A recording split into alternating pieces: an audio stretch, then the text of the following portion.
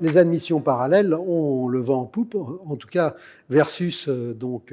écoles supérieures de commerce qui ont beaucoup développé le nombre de places offertes depuis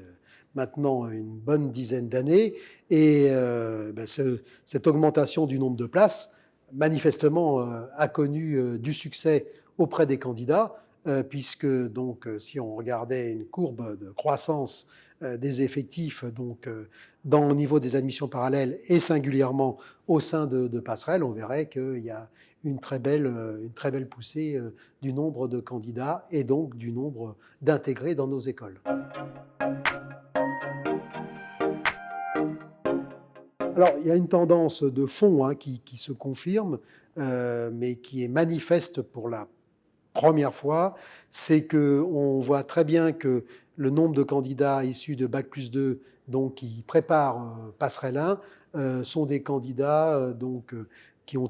leur nombre a tendance à diminuer, avec par contre une poussée du nombre de candidats Passerelle 2, c'est-à-dire des Bac+3, voire des Bac+4, puisque pour la première fois, nous avons plus d'intégrés en Passerelle 2 que nous n'en avons en Passerelle 1, ce qui n'était pas encore le cas les années précédentes. Donc ça, c'est une tendance de fond qui, à mon avis,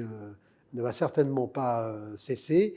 Les candidats viennent de plus en plus nombreux à Bac+3 pour finir le cycle graduate dans nos écoles. Et en tout cas, on le voit aussi au niveau du nombre de candidats, puisque cette année, on a eu moins 4% au niveau des candidats sur Passerelle 1, alors qu'on a eu plus 14% au niveau des candidats au niveau de Passerelle 2.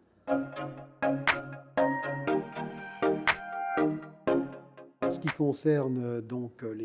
les AP1, ce sont des DUT, des BTS, un certain nombre de formations à Bac+2 ou des titres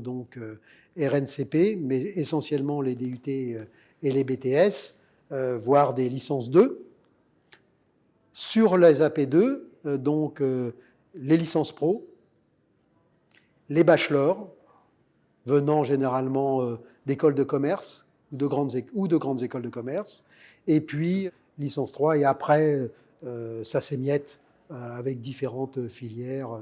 puisque les trois que je viens citer, les licences pro, les bachelors et les licences 3 représentent peu ou prou environ 75% à 80% du nombre de candidats.